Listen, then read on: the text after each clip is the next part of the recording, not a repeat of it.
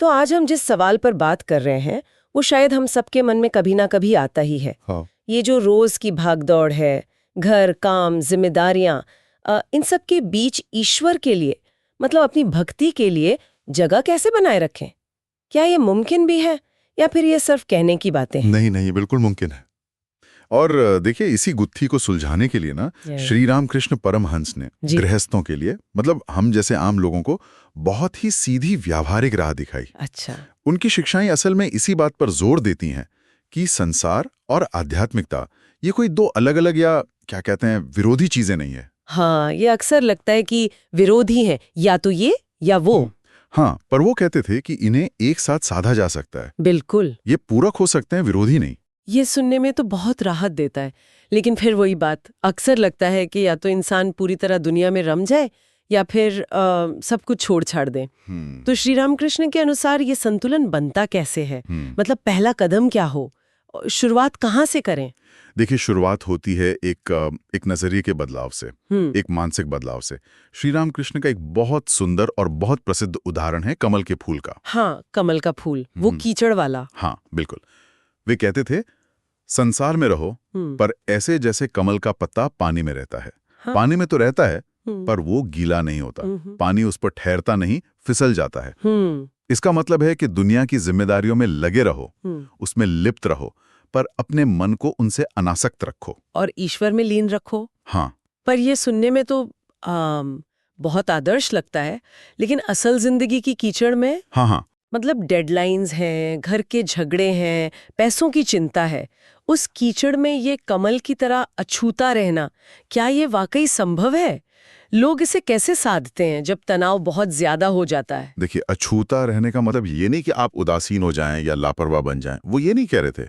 इसका मतलब है अपने मन को बाहरी परिस्थितियों से यूं समझिए कि पूरी तरह कंट्रोल ना होने देना। अच्छा। अपना कर्तव्य करें, पूरी निष्ठा से करें, पर जो नतीजा है, सफलता, असफलता, सुख दुख, उसको अपने मन पर इस कदर हावी ना होने दें कि आप ईश्वर को ही भूल जाएं। श्री रामकृष्ण का सूत्र था, मन ईश्वर में रखो और हाथ काम में। मन ईश्वर में, हाथ काम में। ये विचार तो गहरा है, बहुत गहरा।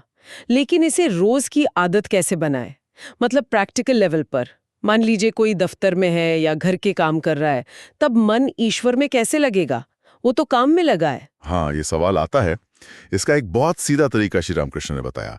उन्होंने कहा, अपने हर काम को पूजा समझकर ईश्वर को समर्पित कर दो। हर काम को? हाँ, जैसे ऑफिस का काम भी? बिल्कुल। सोचिए कि आप जो भी कर रहे हैं, चाहे वो ऑफिस की कोई रिपोर्ट बना रहे हों या घर की सफाई कर रहे हों या बच्चों की देखभाल, वो सब आप ईश्वर की ही सेवा समझकर कर रहे हैं, उन्हें ही अर्पण कर रहे हैं। अच्छा। तो जब काम ही पूजा बन जाता है तो उसमें अपने आप एक ईमानदारी आ जाती है, एक पवित्रता का भाव आ जाता है, फिर वो बोझ नहीं लगता। उन्होंने एक और उपमा दी थी मल्लाह की, नाव खेने वाले की। हाँ। मल्लाह नाव तो अपनी ताकत से खेता है ना, पूरी मेहनत करता है, पर उसकी नजर हमेशा हवा के रुख और पाल पर रहती है। वो हवा और धारा का सहारा लेता है। वैसे ही गृहस्थ अपना कर्म करे, पूरी मेहनत करे, पर मन से ईश्वर पर निर्भर रहे, उनका सहारा महसूस करे, अपनी तरफ से सबसे अच्छा प्रयास करे, पर परिणाम की चिंता ईश्वर पर छोड़ दें। ये जो निर्भरता है ना, ये मन को शांत रखने में बहुत मदद करती है। काम को पूजा समझना और ईश्वर पर निर्भर रहना, ये दो बातें हुई। क्या आप कुछ और उदाहरण दे सकते हैं कि आम जिंदगी में लोग इसे कैसे उतारते हैं? क्योंकि कई बार ये सिद्धांत सुनने में तो अच्छे लगते हैं, पर जीवन में उतारना मुश्किल लगता है। लगता है ये तो बड़े साधुओं का काम है। नहीं नहीं, बिल्कुल नहीं। आम लोग ही इससे करते हैं। जैसे मान लीजिए एक व्यापारी है, दिन भर दुकान पर व्यस्त रहता है, हिसाब किताब करता है, ग्राहकों से मिलता है, पर वो सुबह उठकर थोड़ी देर प्रार्थना करता है और फिर दिन भर अपने काम को, अपनी दुकान को शायद माँ काली की सेवा समझकर चलाता है। अच्छा, माँ काली की सेवा? हाँ, या जिस भी रूप में वो ईश्वर को मानते हो। ग्राहकों से ईमानदारी रखता है, सोचता है कि वो ईश्वर के निमित्त ये कार्य कर रहा है। श्री रामकृष्ण के अनुसार ऐसा व्यक्ति कर्म करते हुए भी भक्त है, संसार में रहते हुए भी।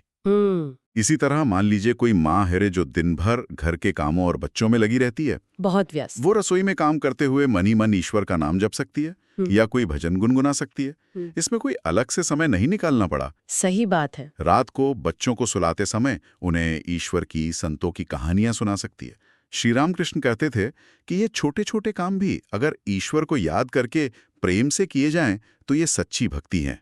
भक्ति कोई अलग से करने वाली चीज नहीं रह जाती, वो जीवन जीने का तरीका बन जाती है। तो इसका मतलब ये हुआ कि भक्ति के लिए घंटों बैठकर पूजा पाठ करना ही एकमात्र रास्ता नहीं है, ये छोटे छोटे समर्पण भी काफी हैं। बिल्कुल, ये बहुत महत्वपूर्ण है।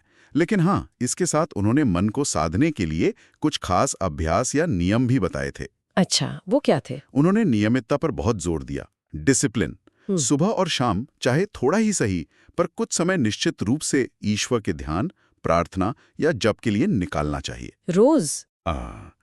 रोज।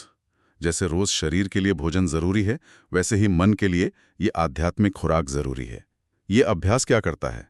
ये मन को बाहरी भटकाव से बचाता है, उसे शांत करता है और धीरे धीरे ईश्वर की ओर मोड़ता है। रोज का अभ्यास। और कुछ? इसके साथ ही उन्होंने सत्संग पर बहुत बल दिया। सत्संग यानी ईश्वर प्रेमी, अच्छे भक्त लोगों की संगति। हाँ, सत्संग। उनका मानना था कि जैसे कोयले की खान के पास रहने से कालिख लगती है ना, वैसे ही अच्छे भक्त लोगों के साथ रहने से मन में अच्छे विचार आते हैं, ईश्वर में श्रद्धा बढ़ती है और ये जो दुनिया का मोह है वो धीरे धीरे कमजोर होता है। सत्संग एक तरह का, क्या कहते हैं, आध्यात्मिक चार्जिंग स्टेशन है, मन को चार्ज करता है। ये बात तो है। अच्छी संगति का असर तो पड़ता है। तो कुल मिलाकर अगर मैं समझूं ठीक से, तो श्री रामकृष्ण का रास्ता त्याग का नहीं बल्कि योग का है। मतलब संसार और ईश्वर को जोड़ने का? बिल्कुल सही समझा। भक्ति के लिए घर परिवार छोड़ने की जरूरत नहीं है, बस जीने का नजरिया बदलने की जरूरत है। अपने कर्तव्यों को निभाते हुए भी ये संभव है। बिल्कुल सही। सार यही है, अपने कर्तव्यों को ईश्वर की सेवा समझें, मन को जहां तक हो सके ईश्वर में लगाए रखें, नियमित रूप से थोड़ा समय उनके स्मरण के लिए निकालें और अच्छी संगति में रहें। ये ना सिर्फ संभव है, बल्कि श्री रामकृष्ण के अनुसार यही गृहस्थ के लिए आध्यात्मिक उन्नति का सबसे सहज और व्यावहारिक मार्ग है। इससे जीवन नीरस बोझ नहीं लगता, बल्कि सार्थक और आनंदपूर्ण बन सकता है। यहाँ एक बात सोचने लायक है जो शायद हमारे सुनने वाले भी सोच सकते हैं। जी। आज की इस तेज रफ्तार जिंदगी में, जहाँ सब कुछ इतना मैकेनिकल सा लगता है, कभी कभी हम सच में अपने रोज के कामों को, चाहे वो कितने भी साधारण क्यों ना लगे, उन्हें पूजा का भाव कैसे दे सकते हैं? कैसे हम अपने ऑफिस की प्रेजेंटेशन को या घर की रोटी बनाने को भी ईश्वर से जुड़ने का एक माध्यम बना सकते हैं? मतलब वो भाव कैसे लाएं? इस पर विचार करना शायद दिलचस्प होगा। हाँ, ये गहरा सवाल है, इस पर सोचना चाहिए। तो आज की ये गहरी बातचीत यहीं समाप्त करते हैं। उम्मीद है कि इन विचारों से हमारे सुनने वालों को कुछ नई प्रेरणा मिली होगी, कुछ दिशा मिली होगी। और अगर आपको ये चर्चा उपयोगी लगी, अच्छी लगी, तो कृपया इस वीडियो को लाइक करें और आगे ऐसी और ज्ञानवर्धक बातचीत के लिए हमारे चैनल को सब्सक्राइब करना ना भूलें। जय श्री राम कृष्ण। जय श्री राम कृष्ण।